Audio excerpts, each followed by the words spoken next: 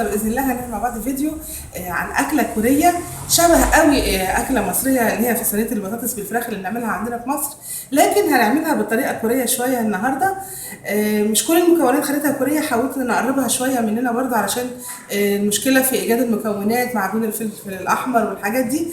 حاولت اعملها بمكونات قريبه مننا شويه. النهارده هنعمل مع بعض طبق التاك كوكوم تاك او الفراخ المقليه او معموله مع الخضروات.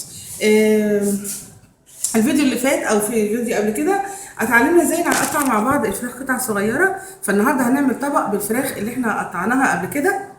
مكوناتها بسيطه قوي، طبعا هيبقى في فراخ قطع صغيره، عاملين حوالي كيلو بس فراخ مقطعه. هنحتاج لهم بطاطستين، ممكن نحط بطاطس زياده لو عايزين، قرن فلفل حار، بصل اخضر، توم، وبصل نص بصلايه زي ما احنا شايفين. قرن الفلفل ده هناخد منه جزء نستعمله في الاول، هنشوف هنستعمله ازاي.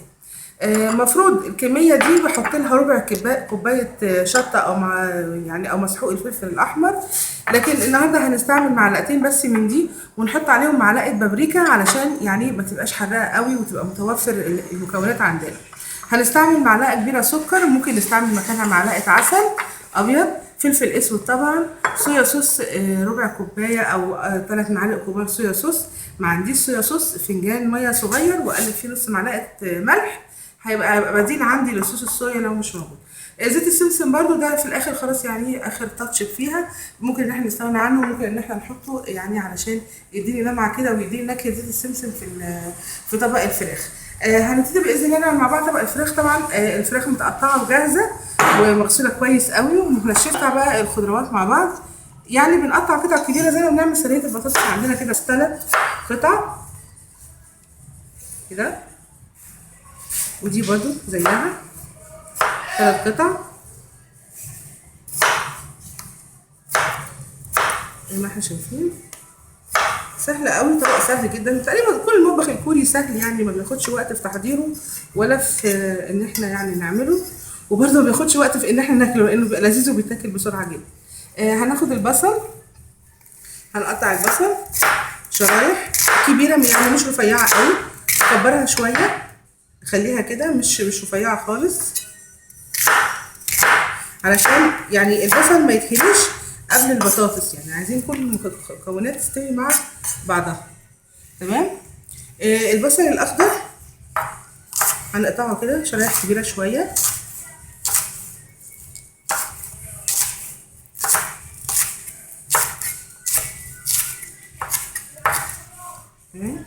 لو مفيش بصل اخضر في الفتره اللي احنا فيها في الصيف وما عرفتوش تلاقوه، ممكن ان احنا نجيب الكرات الاخضر اللي هو الكبير الافرنجي، بيبقى شبه البصل الاخضر كده. انا عندي البطاطس والبصل، وادي البصل الاخضر. الفلفل برضو بنقطعه زي ما اتفقنا، بنقطع الفلفل بشكل مايل كده. ممكن ان احنا نستعمل قرن فلفل اخضر مش احمر، وممكن ان احنا نستعمل الاثنين لو احنا عايزينها سبايسي يعني قوي. بعد كده بقى فص الثوم من دول هعمله شرايح، هعمله كده شرايح، وهقطع معاه كام شريحه كده من الفلفل الاحمر، 2 3 4 كفايه قوي. دول هقول لكم نعمل بيهم ايه. دلوقتي بقى نفرم الثوم،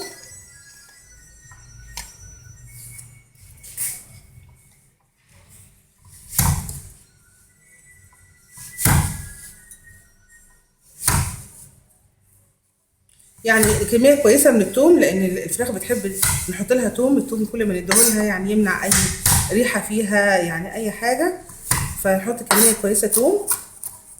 كمان الطبق ده يعني نكهه الثوم بتحب ان هي تبقى باينه. نفرم بقى الثوم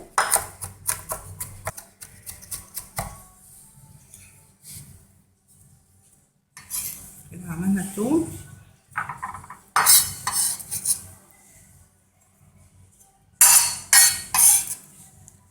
تمام. ممكن ان احنا نجهز الصوص هنا، وممكن نبقى نحطه على الفراخ على طول. طبعا زي ما قلت ان احنا المفروض بنستعمل مسحوق الفلفل الاحمر او الشطه، ومعاه معجون الفلفل الاحمر الكوري اللي هو كوتشوجان، لكن انا ما حبيتش ان انا استعمله علشان اسهل عليكم مكونات شويه. هنحط معلقتين من الشطه، ومعلقه كبيره بابريكا عشان ما تبقاش حراقه قوي علينا برده. تمام. معلقه كبيره سكر، او عسل ابيض. الفلفل الاسود هبقى احطه على الفراخ. الصويا صوص كميه حلوه بقى، صويا صوص كده مثلا ربع كوبايه، نص كوبايه. ولو مفيش زي ما اتفقنا فنجان ميه بملح، 2 3 4 يعني كده. عندي المكونات الخضار والفراخ وصوص الطحين بس، وهي على النار هنضيف لها ميه عشان تستوي فيها الفراخ. كده بقى عندنا شبيه صينيه البطاطس المصري. هنعمله بقى نحضره. طيب دلوقتي الطاسه سخنه، بسم الله. هنحط فيها شويه زيت، وهنحط اول حاجه الثوم والفلفل اللي احنا قطعناه في الاول. ليه بقى؟ ده هيخلي لما احط الفراخ في الزيت هيكون الفراخ ليه نكهه، يقوم الفراخ تتشرب الطعم بتاعها. مش هخليه كتير طبعا لان بسرعه الفلفل بيتحروق، انا عايزاه بس يديني نكهه سبايسي كده شويه في الزيت. بعدين قطعناهم بقى.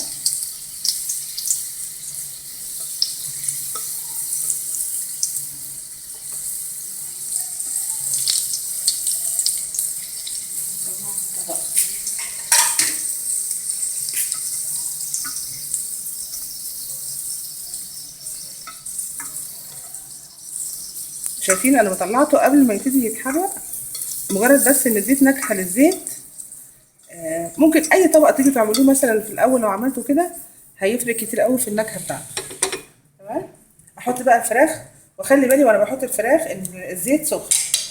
بسم الله. مرميش واجري، منخافش.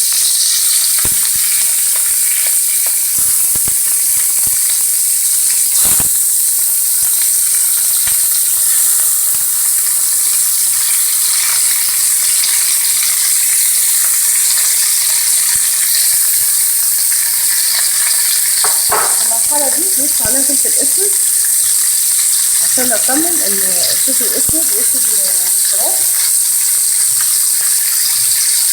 دي الطريقه الثانيه ان هما ممكن بياخدوها نص سلقه كده الاول على النار وبعدين يشوفوها، بس انا بصراحه يعني بحب الطريقه دي اكتر. خلي النار عاليه عشان الفراخ ما تنزلش ميه. احنا عايزينها تاخد يعني الصفعه الاولانيه دي، مش عايزاها تنزل ميه.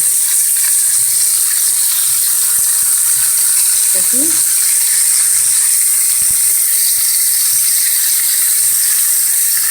لا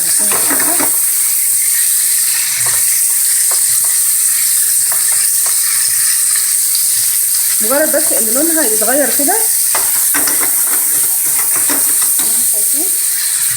نحط بقى عليها البصل. ممكن لو حابين نقطع البصل ده مربعات. خلي البصل بس ياخد كرمله خفيفه كده معاها. تمام. في المرحله دي بضيف حوالي 3 كوبايات ميه، خليهم يغلوا مع الفراخ. يعني يا دوب الميه تغطيهم، يعني ايا كان بقى كميه الميه اللي هتحطيها المهم ان الميه تغطيهم. ضيفي التتبيله بتاعتك بقى عشان الفراخ وهي بتغلي تشرب بقى الثوم والشطه والصويا صوص وكل الطعم الحلو اللي احنا حاطيناه. طبعا فيها سكر برضو، ما نقلقش من معلقه السكر اللي احنا حطيناها، بتساعد على تسويه الفراخ وبتدي طعم، وفي نفس الوقت احنا مش هنحس بطعم السكر.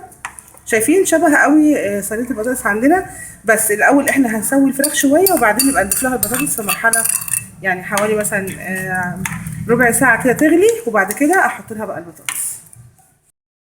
شايفين كده 15 دقيقه فاتوا، الفراخ بتغلي مع التوابل بتاعتها ومع البصل فيها. دلوقتي بقى هضيف لها البطاطس. بسم الله. شوفها كده قطع كبيره. ممكن كمان نحط معاها جزر لو حابين، بيديها طعم، بس دلوقتي الدنيا يعني صيف والجزر مش لطيف قوي يعني، فانا حبيت ان احنا نعملها كده من غير جزر. لكن لو حابين تضيفوا لها جزر ممكن تضيفوا لها جزر. في المرحله دي ندوق بقى. عايزه شويه ملح، عايزه شويه سكر، عايزه شويه صويا صوص، اي حاجه حابه ان انا اضيفها لها اضيفها لها. بسم الله.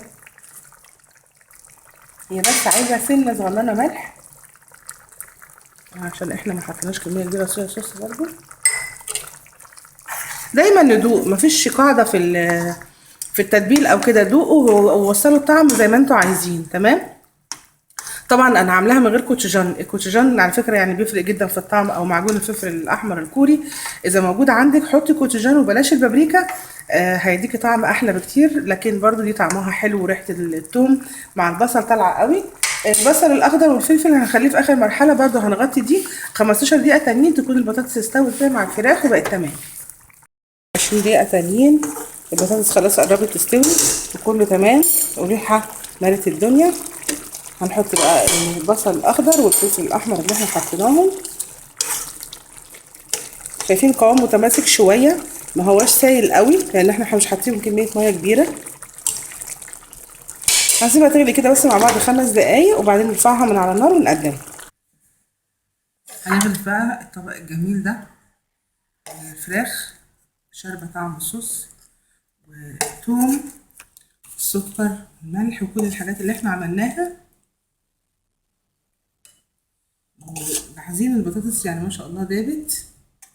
طبعا الطبق ده بيتقدم مع طبق رز ابيض جميل جدا مع الرز الابيض. ممكن ناكله برضو باي طريقه احنا بنحبها، يعني تغيير بقى عن طريقتنا احنا في طبق صينيه الفراخ والكلام ده. احنا عملنا طبق مختلف وجديد من اطباق المطبخ الكوري. تمام. طبعا لازم نحط له شويه البصل الاخضر، ممكن كمان لو في سمسم، بس احنا هنعوضه بان احنا نحط زيت السمسم. رشه زيت السمسم الاخيره اللي احنا بنحطها على الوش دي بتفرق قوي في الطعم لو هي موجوده عندنا ويعني متوفره واستعملناها بتفرق قوي.